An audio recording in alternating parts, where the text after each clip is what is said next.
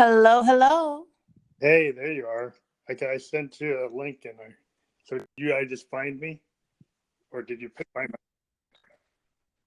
I Cool. found you on here for some reason. When I made my profile, it added you directly as a favorite.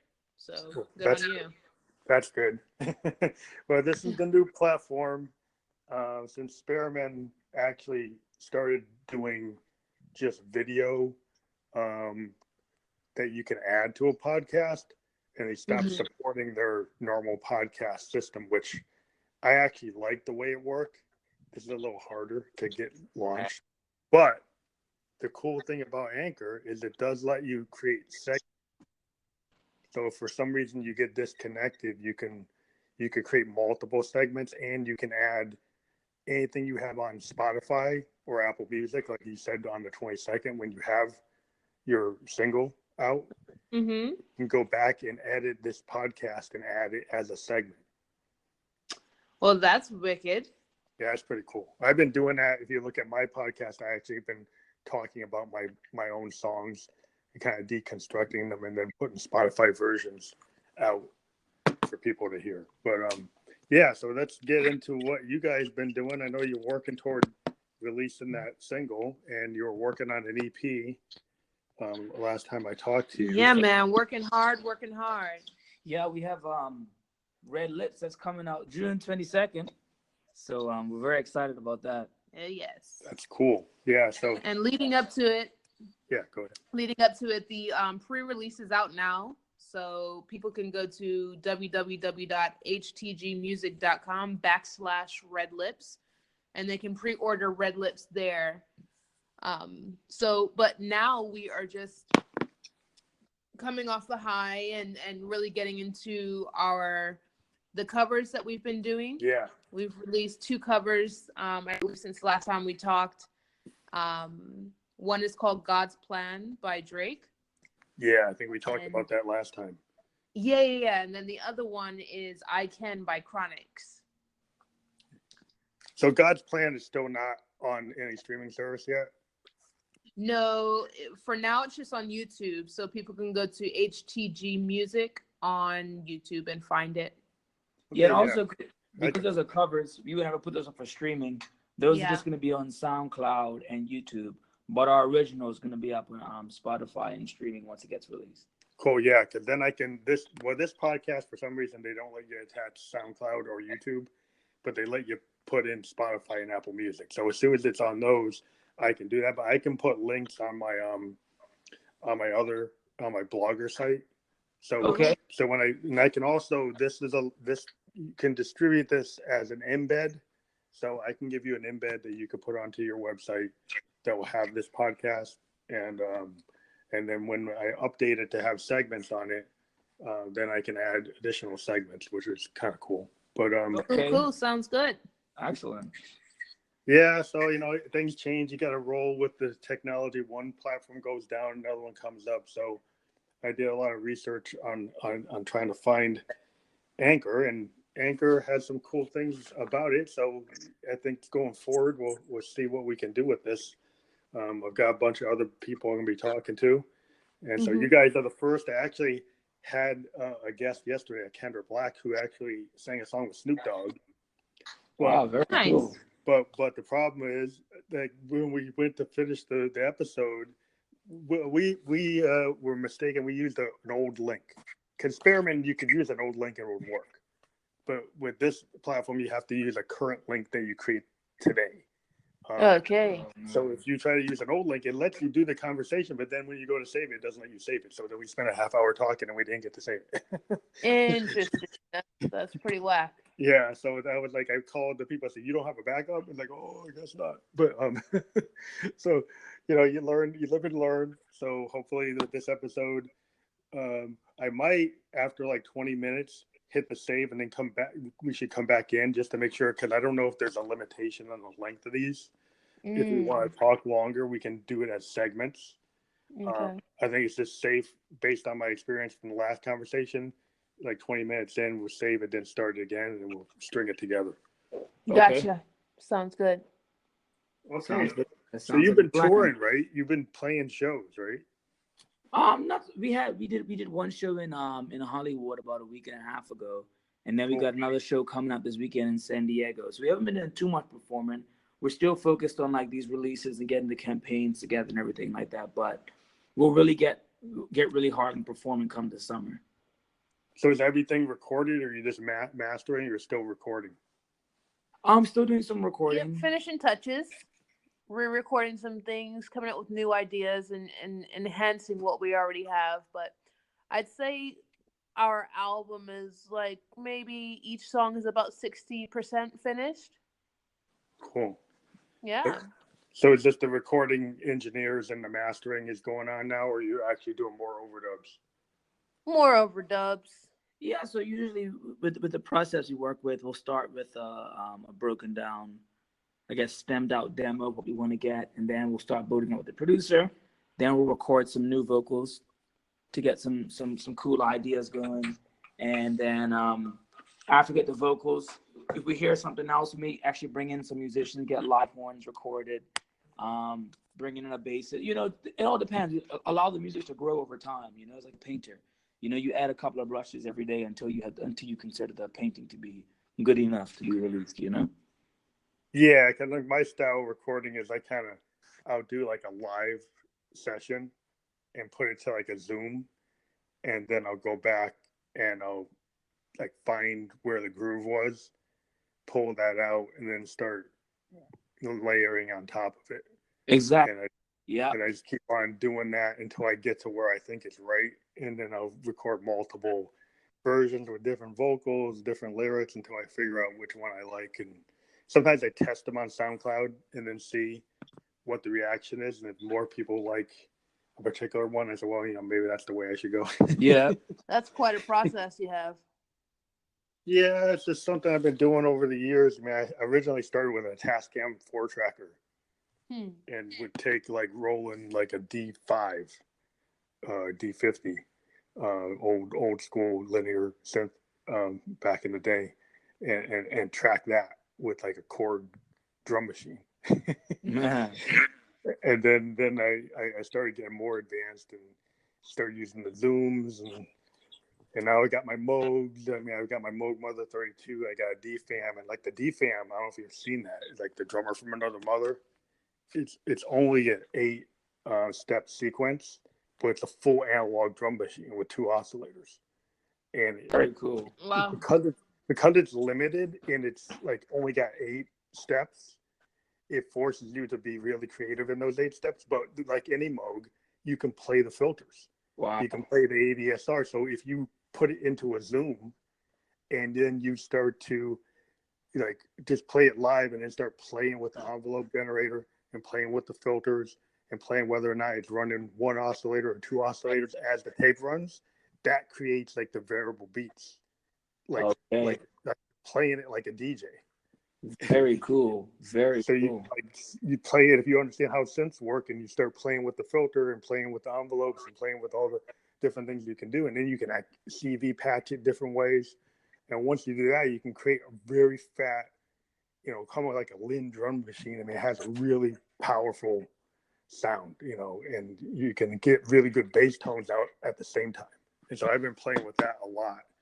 Very cool. Kind of an organic, even though it's a mechanical drum machine, it's analog.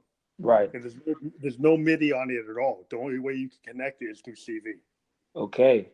So it's kind of old school, but it's pretty cool. That's cool, man. Yeah, that sounds like a lot of fun. You gotta let us know where your SoundCloud links are and stuff. Oh yeah. I'll send you. I mean, I have a Facebook and I have a SoundCloud, and I've got stuff on Spotify. Like if you just type in Family Electric Ghost on Spotify or Apple Music, you'll find me. I'm all over there. But I'll send you my SoundCloud. But yeah, I've got everything that's on Apple Music is on SoundCloud too. Okay, very cool. All right, cool. Yeah, check it out. So I know you guys were working on your EP, which is like it's mostly you're doing your versions of covers, right? That's what the EP is about. No. Right? Or you're changing that direction? No, the covers were just for the single releases. Yeah, for between now and summertime, we have 4 covers and 1 single. But actually, the original music, it may end up becoming a 9-piece album. yeah, a nine. Oh, so you're moving from like a small, maybe 4 or 5 song EP to a full record? Yeah, only because we have so much music that we're making, and it fits in a project. So we make of that. Oh, so maybe talk more about that, because I know the last time I talked to you, you were talking about the EP. I know you said the single releases, and I got it confused. But yeah, so the EP was more original material, and now it's morphed into a full record.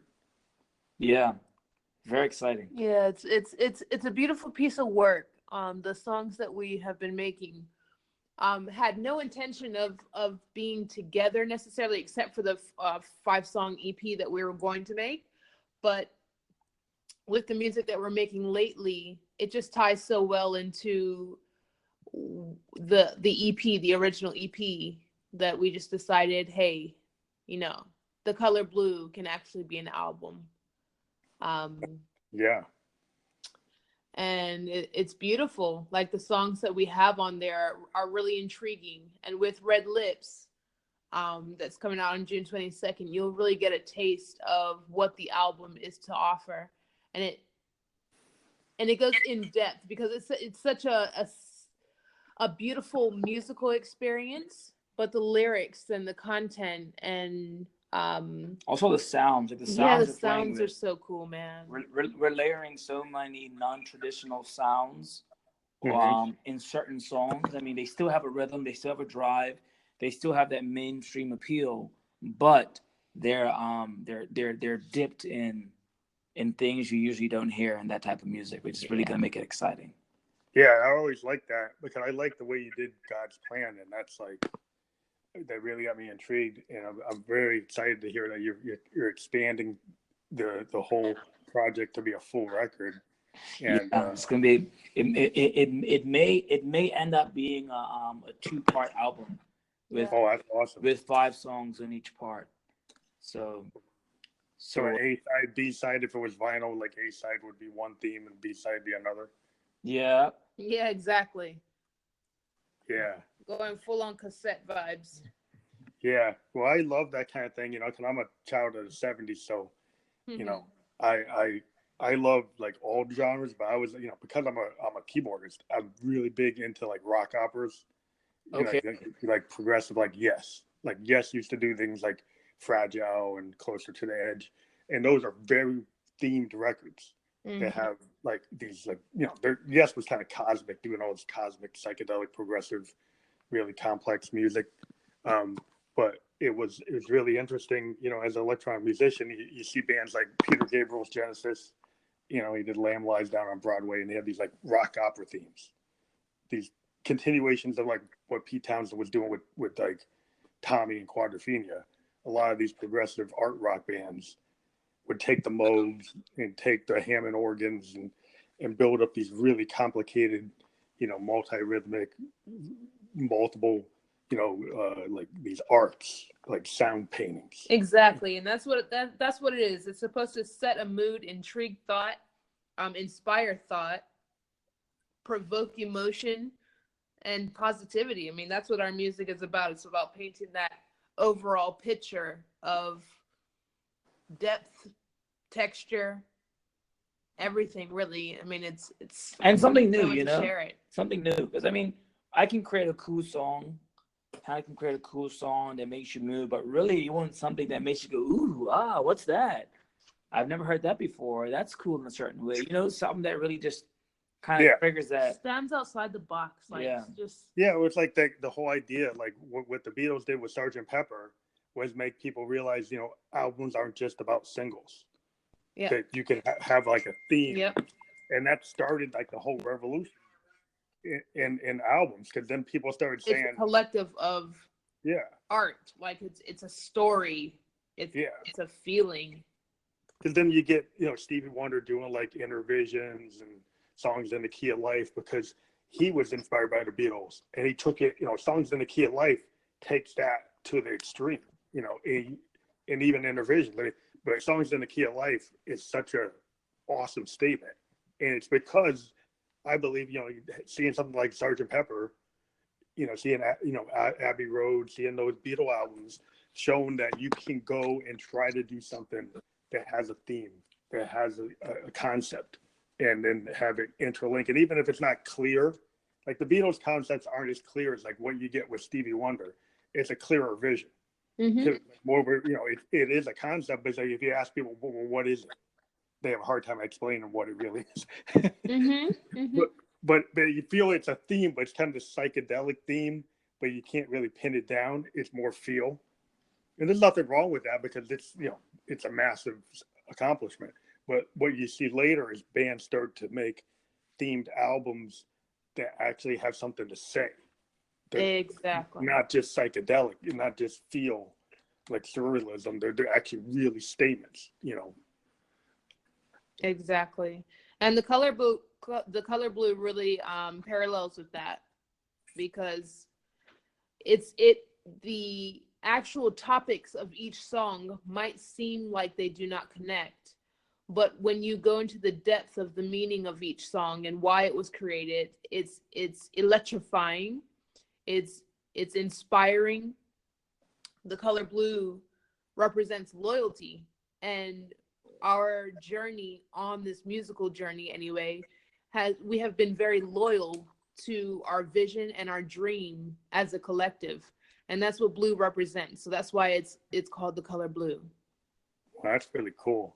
I just give you guys a heads up with this segment. We're probably gonna shift it, save it, and then start another one. So just because I want to make sure we don't lose our conversation. Okay. Cool. Yeah, so maybe this is a good point to break, and then when we get into it, maybe you guys can go. I don't know. You don't probably want to reveal everything about what this record is, but I want to go more in depth about like how you Red Lip recording, and maybe focus on some of the songs that you want to talk about in more detail. So we go into the Red Lips and we really talk about that in more detail in the next segment. sounds good. Okay, so I'm going to finish this segment and then we're going to go to the next one. So just this, you'll see me out there again. Just join me. Cool. All right. Sounds good. Okay. Okay, so we're back for our second segment with Heritage. So you guys there? Yep, we're here. This is the Heritage Show. Cling. So let's get into Red Lips and their whole everything you want to talk about that. So you got the floor, so go ahead. Sure. Well, it's funny. Red Lips was born from something that was highly unintentional.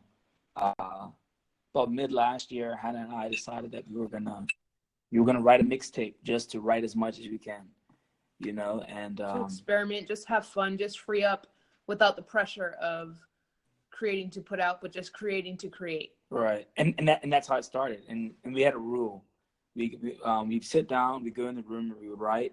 We get the mic, find an instrumental, and say, what we do is we listen to the song. We go in the corner, we write what we want to write, we come back, we share ideas, and we record it, and then we move on. There's no redoing of takes, nothing. We were knocking out like 2 to 3 songs in about a night. Yeah. And that's what we did. And that's where Red Lips was born. We wrote about 8 songs in about 3 days or something like that. Mm-hmm. And it's funny because 3 of the singles that are going to be on the album were born out of those 8 songs that we wrote for the mixtape. Well, that's really cool because I've heard that like there was a band, a different genre, but there was a band from Minneapolis called Husker Du, and they like a punk band, and in the early '80s they recorded this album. It's a famous like punk album called Zen Arcade.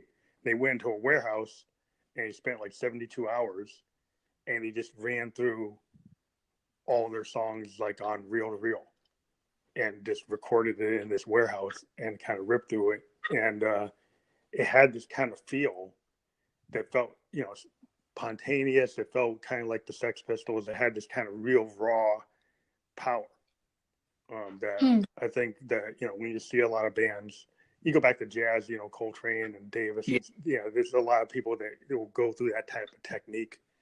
Even Clapton, with Derek and the Dominoes, he did that kind of thing. It makes it fun. Yeah. It really does. There was no pressure. There was no there was nothing. It was just us in some comfortable clothes, writing, just just writing exactly what we felt in that moment. And Red Lips was born from that. So it really just it's come from our hearts, and yeah, it has a really beautiful message, you know. Yeah, I think it's a really cool way to record because a lot of people, you know, they get stuck in the DAW and they spend so much time trying to make things perfect from a composition standpoint that it loses some of the spontaneity.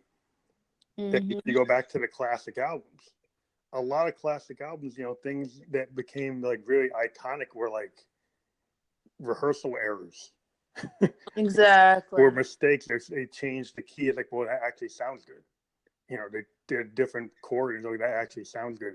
And they're messing around, and it's like because you let that kind of muse come in and you don't try to just compose everything. I mean, it's cool to have like if you're like a Neil Diamond or if you're like one of the great, you know, singer songwriter composers. Yeah, you find you can compose a really tight composition, and that's really cool. But there's a lot to be said for the collaboration where you're kind of just like, you know, doing what you guys described. Mm-hmm. Yeah. Mm-hmm. I mean, there's other things where, okay, I want to craft a pop song. I'm going to spend a lot of time trying to make it like the perfect pop song or perfect whatever song, whatever genre you're in. And people spend a lot of time trying to compose that hit. You know, Springsteen did that with Born to Run. Yeah. You know, he just spent a lot of time just going over and over and over. But then you kind of lose the fun. So When yeah, to me, music is shouldn't be so. I mean, of course, you have your moments where you want to be Beethoven, but for the most part, music is a feeling, and there's an undeniable undertone in Red Lips that was effortless and just free on the tongue. You yeah, know, we're saying what we felt in that moment, and it still stands today, and that's a beautiful thing. yeah, I really enjoy that type of music. You know, I'm kind of like I like jam bands. If you think like the Allman Brothers, or if you think about like Parliament Funkadelic. I mean, Mm-hmm. Parliament Funkadelic, and most all those songs are coming out of jams. You know, I mean, like Exactly. you know, with But Mothership Connection, that's all a jam. I mean, it's a theme, and they tightened it up and they can replay it. But when they wrote it, that's a jam. yeah, You know, it's like James Brown. If you listen to James Brown's funk exercises, they're all jams. yeah, Yep. You know, and they have a lot of feel because they're that way. You yeah. know, And that's the thing about Red Lips. In a sense, what Red Lips does, it takes our love and our natural inclination towards soul, and then ties it with a little bit of hip hop and jazz. And we say hip hop because the beat has that kind of Dirty. that dirty, almost oh, Brooklyn with a little bit of West Coast, like that Mm-hmm. old school hip hop, Yeah. where it's kind of like dirty, it has a flow to it, mhm. and it takes that with a little bit of West Coast feel that the Right. producer brings to the table, and we Mm-hmm. kind of combined all that, added a little bit of saxophone, that sort of thing, to really create this dirty yet sweet feeling that is a jam. You Mm-hmm. know, like the hook is like those red lips and those red lips, those red lips and those red lips, those red lips and those red lips, those red lips, those red lips.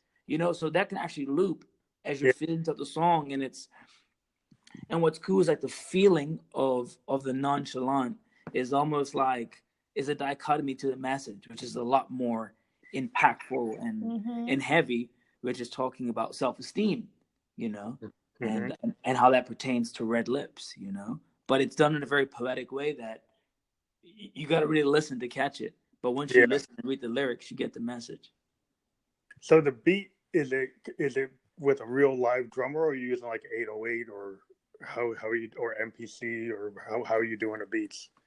It's it it's live drums. So what we've done, it's some splicing, it's some mixing, that sort of stuff. But all in all, what you're hearing is an actual kit. Like a You real know, drummer on a kit. so you What the you close style? your eyes and you visualize the kit. Oh, that's cool. Yeah, because a lot of great soul music, if you go back and look at like Stax or Motown or you look at any of the great soul songs, it's like the drummers were incredible. Yeah, Yeah. if you look at the complexity, even though it might not seem it, if you check a lot of these old songs, and I would be hard pressed to find drummers today that could play those songs. Yeah. And the way that Gianluca played the saxophone in this song is undeniably like you can't do it twice. Yeah. Gianluca may be able to do it twice, but he was in such a euphoric musical state that it's like the notes he was hitting, his saxophone isn't even able to hit those notes. Yeah, it's kind of like when you get into the zone, you kind of like the muse gets inside of a musician, and you kind of get those Coltrane moments or the Davis moments where it's like you hit stuff you didn't even know you're gonna hit that. Yeah, it's definitely a trip, man. Like he was out of it. Yeah, that's cool because I think it happens like when you're a keyboardist and you go off and you start getting in the zone and you're running like really complicated, left and right hand parts, and when you play live, you go back and listen to the tape. It's like, man, I don't know if I can do that again exactly that way. Mm-hmm. I can kind of get into this. I can probably get close to it, but not exactly what I did. Yeah. And that's why you like, okay, well, for this song, I'm gonna cut and splice that around. Because I don't think I can replay that. I'm gonna yeah. It was such a perfect take, though. Like we couldn't redo it. We couldn't. There was no reason at that time to recut or splice around anything because it sounded so perfect with the lyrics and everything. And so, Gianluca, you're gonna do it live. So the question is, when you have a song like that, when you go to play it live, do you create a live version that's never going to be exactly what the studio version is, but it's okay. I'm going to play it this way, or you're going to do a lot of improvisation every time you do it. You're going to do it a little different. We're masters. No, I mean this is how I see it. I think when you create music, it's not to be replicated, right? I mean there are certain things that the listener wants to get again, but if I play improvised solo on the track on my saxophone, I'm not scoring out my solo play it identical. I mean that defeats the whole purpose of improvisation. Yeah, I agree. The main focus is, can you go back to the same place and deliver something equally authentic? And if you can do that, then you've done the same thing twice. Well said. Said. Yeah, I think that if you think the great musicians like you look at Prince and you look at Hendrix, right? Yeah. Prince never played Kiss when he played it live the same way. He never did it the way he did it on the studio version. You're not supposed to. None of the greats really do the same thing. Nina Simone has 10 different versions of Ain't Got No. Yeah. Like it's never ever the same. Yeah, if you listen to Hendrix doing Voodoo Child, there's so many different variations. Of Voodoo Child, or there's different versions of Purple Haze. He would, he'd get bored. If they're making him run all these shows, he's like, okay, I'm not going to do it the same way. Can I get bored? I'm going to do it different interpretations of Machine Gun, depending on what he felt like. And I think that's why people want to see certain live acts, because they know, they get to the Grateful Dead and Funkadelic, James Brown. People like to go follow Funkadelic, like the Grateful Dead. They're like the funk version of the Grateful Dead. People would follow them because every time they played, they do it different, and it was worth seeing them. Even if they played the same place show, like a place 3 times, people would go all 3 nights because every time they played, it would play different. And that's it. Because music is just as much entertainment as it is an experience. They want to go there and know people. Yeah, they want to know there, and they got something unique. Like they only got that because they were present. If I'm giving them the exact same thing they got on the record, then where's the unique experience in that? Where's the exclusivity? Where's the intimacy? The intimacy is that nobody else heard it like you or experienced it like you, because this is the only time it'll ever happen like this. And I think that's the power of taking a song from a record to a stage. And that's what's fun about performing versus recording in the studio, because in the studio you're trying to get it perfect. You want it to sound the way you want it to sound. But when it's live, it's a literal communication. It's a conversation between the audience and the artist. Yeah. and what the audience is feeding the artist is what they're going to give back, and vice versa. So that's what makes live performance so fun, because I can perform Red Lips live, but if the audience is really intimate, and I might sing it differently, I might sing it a little bit softer, Yeah, yeah. Well, I and think that's the trap some of these like big pop stars fall into, is they're using, you know, Ableton Live, and they feel like they've got to run the song like what's on the top, you know, 10 radio edit. And when they go out, they're running their sequencers, they're running off, you know, their DAW, and they're kind of just singing to their kind of, you know, singing over it like they're at a, you know, like karaoke bar. Karaoke bar. Like, yeah, I mean, bore me less. I can't. Yeah, I see so many bands and so many kids today. A lot of them don't seem to mind that.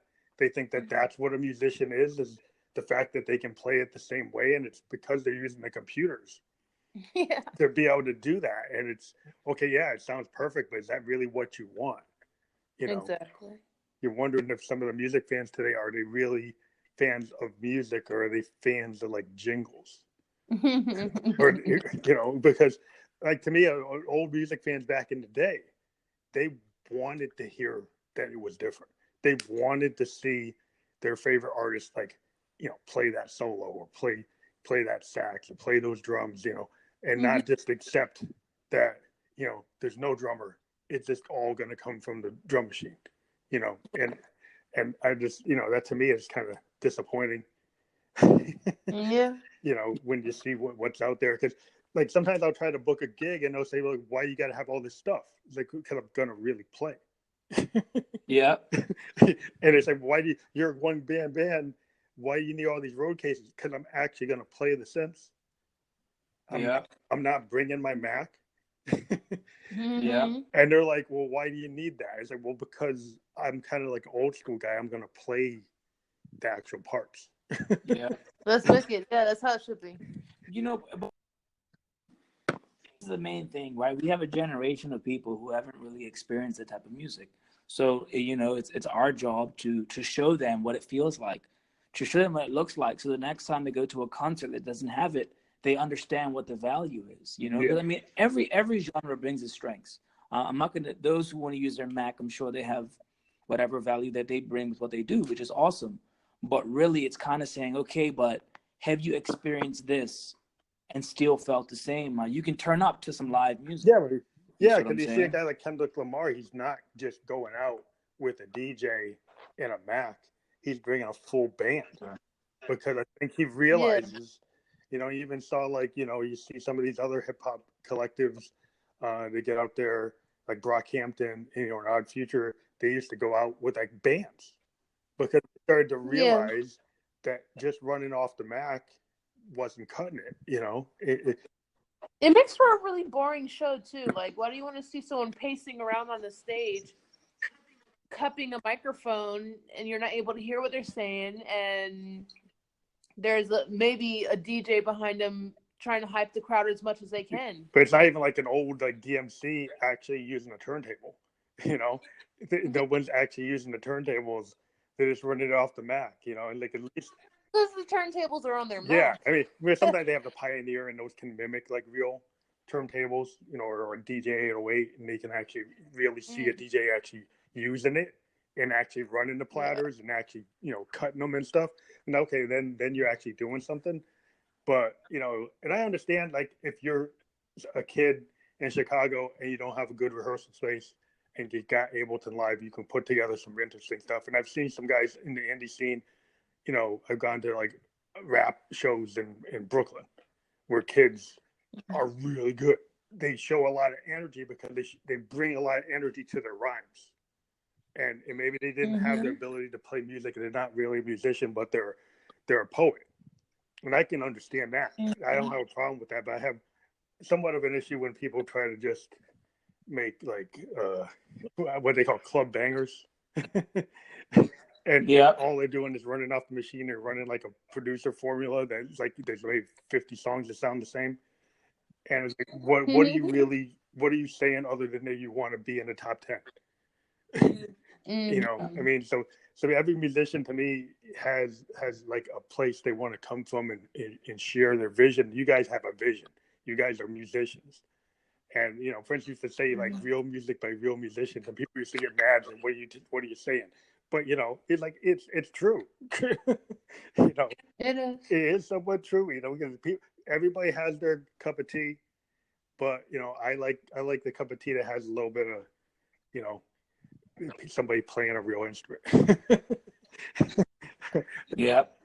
Yeah, and also like for like Red Lips, what's so important about that is that we do live in a society where Instagram, social media, Facebook, you know, your following on these platforms really defines some of people's self-worth. You know, just how Red Lips do. You know, you put like a female puts on red lips and it gives her a certain feeling, or a guy gets a kiss from a girl with red lips and he has red lips on his cheek and his friends see it and then that gives him a feeling, you know? I mean, there's so many aspects in which you can look at how red lips affects people. And that dates back to the 19 or 1800s when men and women would wear lipstick, and depending on the shade of your lipstick, it would show your rank in society. Victorian age, where it had the kind of androgyny. It was like cross, you know, there was, you know, it actually seems to come back and forth. You know, early 80s, we had it kind of come back. Where you had like Prince and Duran, you had the old romantics, they all kind of had that Victorian look. And it was coming from the way exactly what you're talking about. Because the people used to have that and it wasn't a big problem. And then suddenly, you know, I think Bowie tried to start it early in the 70s and then the new romantics picked it up again.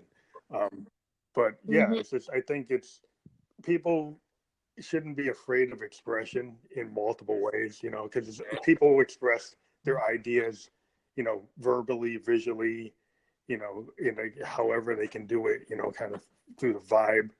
And, you know, a lot of music, you know, has that. And when you're great musicians are able to pick like everything, everybody is like a total complete picture. When you get that visual and the sonic and you know, you just get that feel, and you feel like something's important is happening, that you feel like there's something really unique being put down. And I think that's where you know you got something really good. Exactly. And I think you guys got that. No, we appreciate that. I mean, music is something that we, you know, it's a natural state for us. You know, definitely innate. It's a natural state for us. So the more time you get to spend with it, and really see the benefits through how other people experience it, it just motivates us to continue taking it to the next level.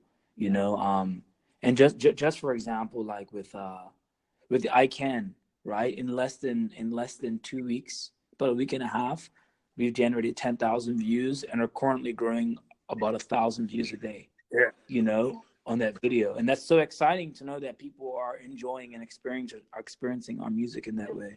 Because I mean, numbers are great, but those are actually humans. Yeah, and that's the most important thing. Like, we're touching lives with something that we absolutely love to do.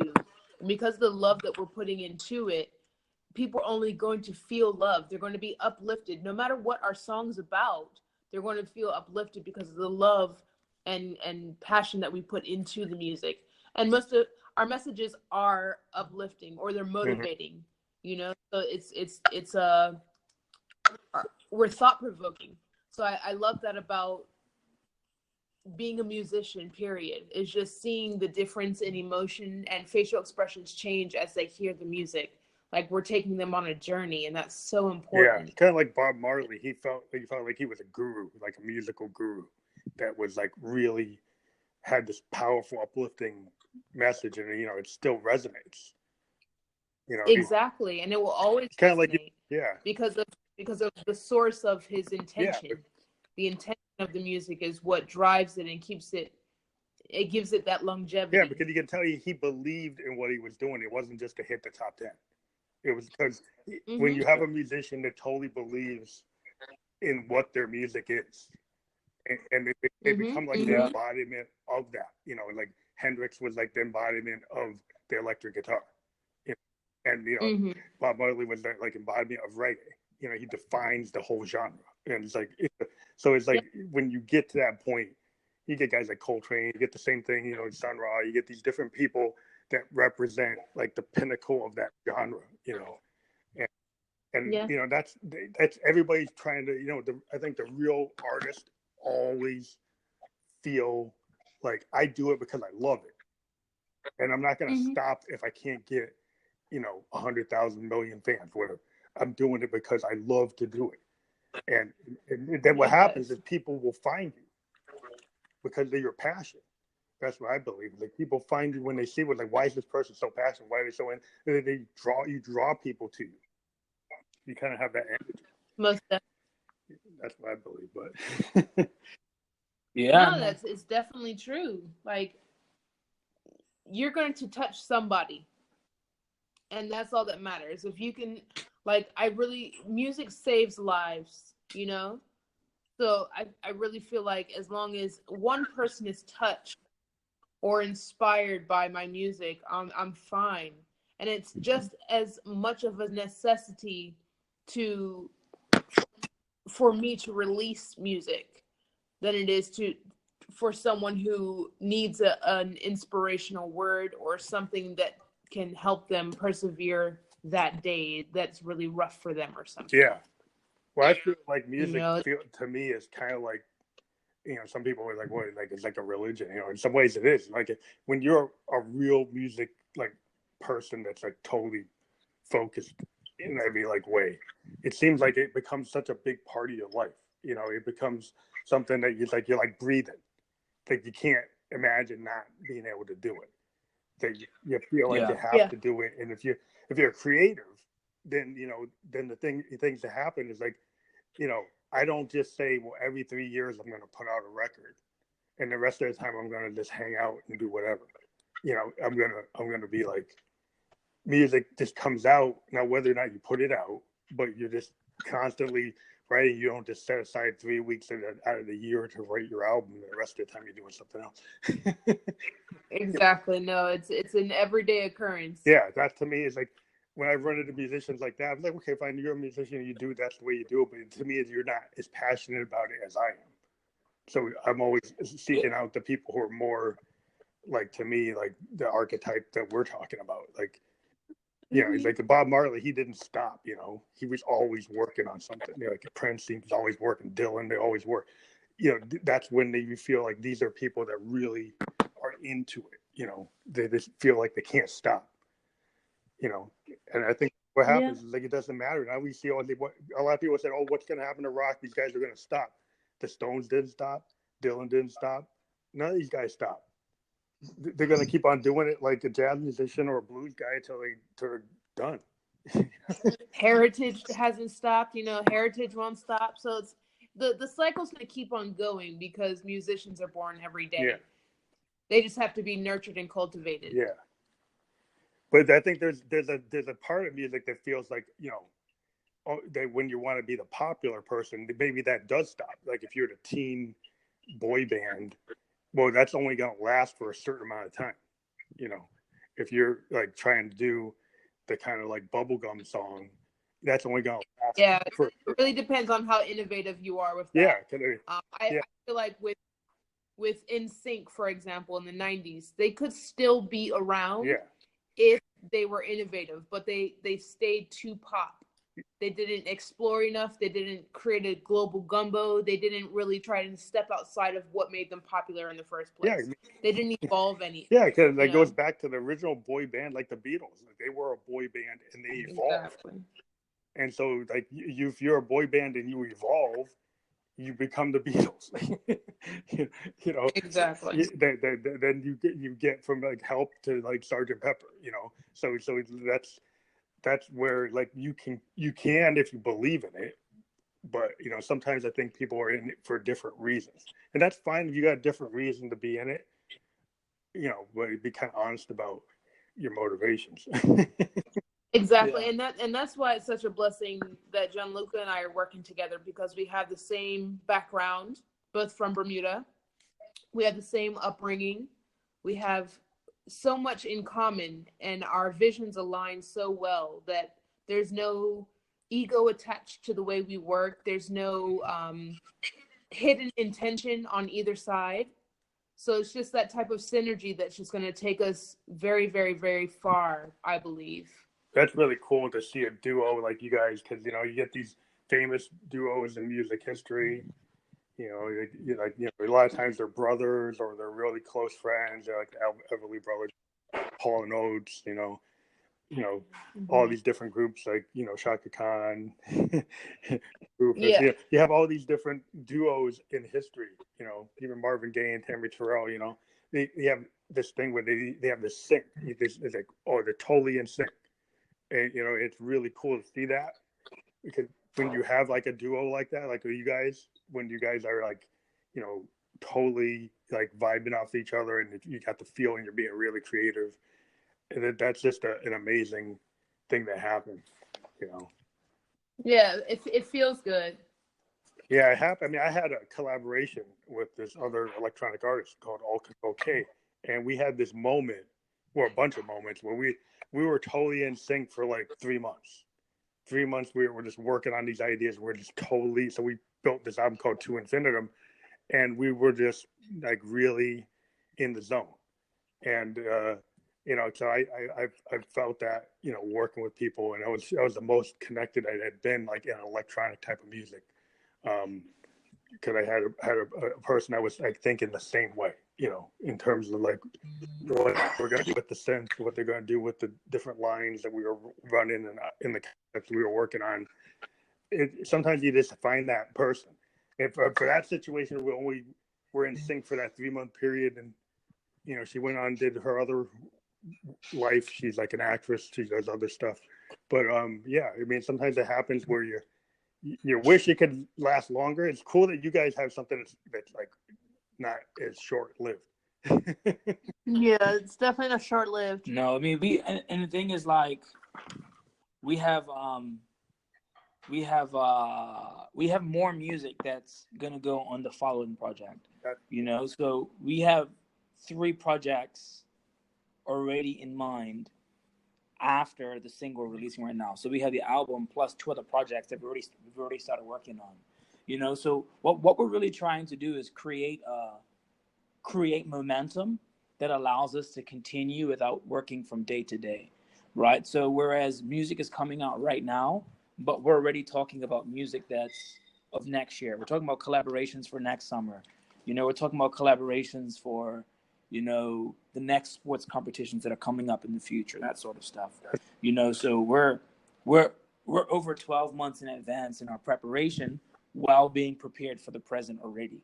And it's really allowing us to think and work in a way that is going to give us the momentum we need. But and the inspiration not to work day to day. It gives us that freedom to really create together freely without worrying about, man, we haven't put anything out in months. What's that pressure. Yeah, it's cool to actually have that kind of vibe where you don't run out of ideas, or you at least have things in mind. Because that's one thing I've kind of, as a musician, I've got like a big catalog of a lot of music, and it just kind of comes out of me, and maybe it's too much music, but because of the net, I'm able to put it out there, and I kind of just I do it because it just kind of flows out of me. So I have all these ideas, and I'm working on projects like you guys. I have stuff planned in. I'm working with some like collaborators into 2019. I've already got some stuff planned out that I've been working on. And so, yeah, I totally get what you guys are doing, because it's just, to me, like when you're in the game and you really love what you're doing, that's kind of what you do. Yeah, no, you have to.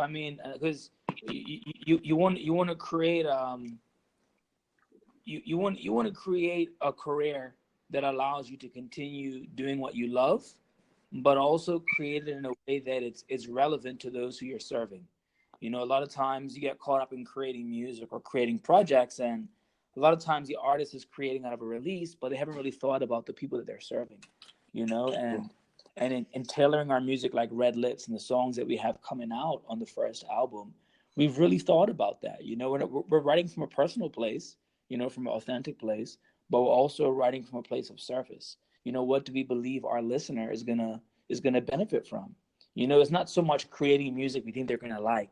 You know, it's not that, but creating music we think that's going to affect them in a positive way and give them some sort of messaging that's going to help them through whatever more like the they're music experiencing. they need more than they Oh, like. exactly, exactly. Kind of like the people say, like, you know, music like soul, you know, it's food for the soul. So when you create really powerful, enlightening music, and you do something like Bob Marley, or you get something like Stevie Wonder, songs in the key of life, you know, songs in the key of life still resonates, like, because Yep.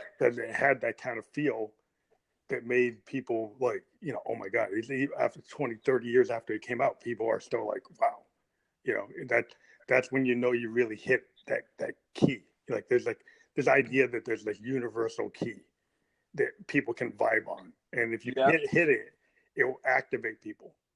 You know, and you can get them to do positive things, or you can do them to negative things. And so, you know, some music sometimes hits that key, and you get like something that's a little too dark. You know, you could say you go to like Kurt Cobain. You know, he hit the Yeah. key, but that key is kind of destructive. And you've seen with the grunge movement what happens. The people just burn out. Yeah. Yeah, and the music is cool and it has a lot of power, but where's it coming from? Yeah. But, And at and, the end of the day, if the artist can't survive it, you got to think about that. yeah, but a lot of times these artists, you know, they're not even. I mean, there's so much funny business when it comes to that sort of thing in music. But the reason why that type of music resonates and still matters is because, you know, Kurt Cobain was really creating from a real place. Yeah, You it's know, real. like Maybe it can be you self-destructive. Something can And be that's all real. that Yeah, matters. yeah, That's all that matters is that it's authentic and it's relatable because he's not the only one going through that. yeah, yeah. yeah. It's I'm just saying, yeah, unfortunate how some of the stories end. You yeah. know, That's the it thing. is Sometimes unfortunate. when you tap into that, it's just kind of like I'm a Buddhist. So sometimes we kind of feel like if you tap into the negative, it has a place. It's not that you shouldn't do it, but Yeah. sometimes the result is going to be negative. And so that people can feel that and you can learn lessons from that. And everybody probably has those dark places. Some people go too far with it. Yeah. And he was really good at talking from the edge, you know, and just they fell over. And not, Yeah. not everybody falls over. And it's a valid thing. You shouldn't say you shouldn't do it. There's a cost to it. And so, you know, sometimes it's, if you want to still be around, you got to find more light Yeah. at the edge so you don't go over there. But Yeah. Yeah. No, that's cool. But We are excited to release a first taste of the heritage experience. most definitely. And if you want to get a piece of the song, you could actually go on htgmusic.com/red lips. And then on iTunes, where the pre-order is, you can pre-order it, but also gives you a preview of the song. Yeah, you can hear it. It's cool. like So 90 seconds of it, I believe. Yeah. Awesome. So I'll go listen to that right now. And I got my Apple Music subscription and my Spotify subscription, so I'll be getting it and downloading it to my playlist. And Hey. All right. No, thank you, That's what I'm man. talking about. and I'll be pushing it out like on my social media, the Phantom Electric Ghost social media. Like I said, I'm on Facebook, I'm on Twitter, I'm on Instagram. And so I like to push all these things out. And so our conversations are pushed out on my blogger page and my Facebook, my Twitter, and my Instagram. And I'll send you the links once everything's together. And as your album comes out or your singles, as they come out onto those platforms, I can add, you know, as segments to this podcast. So That's beautiful. Okay. Well, we're excited for it, man. I mean, and then we'll be sure to go check out some of your stuff right now after this call. well, I am a very experimental artist that I kind of push it. And that's so, good. so just, you know, just for everybody's aware, you know, I have an alter ego named Josephine Electric, and she's me. And I create her with like electronic vocoders. And so I've kind I of been, cannot wait to hear. That's very interesting. yeah. So I created her because I had like a fear when I first started trying to do vocals. I originally didn't like my male voice, and so I was working with it, and I was like, you know, I don't like it, and so I was playing with all these Roland vocoders. I had this VTO3, which is a really cool vocoder from Roland, and I put it into soprano mode on my kind of deep voice, and it created this female voice because of the deepness of my voice that had this characteristic. I'm like, wow, what the heck is this? And I spent like a year experimenting and created a character named Josephine Electric that I have represent kind of like the female side of me and my interpretation of how I would, behave as a female. And a lot of people I've worked with, All Control K was a female artist, and she was really intrigued by Josephine. And we did this album called To Infinitum, where, I had her character with my character singing. And I mean, I'm a guy, but I'm playing Josephine. Yeah. And Josephine's singing with All Control K, and she's a female, EDM artist from Los Angeles. And we put this album together. And I have a lot of my own stuff where I've had Josephine kind of build this mythology where she's a very powerful, kind of strange character in that she's a phantom. She's kind of ethereal. Right. She's like a ghost. And so she kind of goes through life in be ethereal or non-ethereal. She can reach out to people or not reach out to people. And it's kind of a different kind of concept. But yeah, it's just a strange thing. That's cool. Very interesting. That's very creative.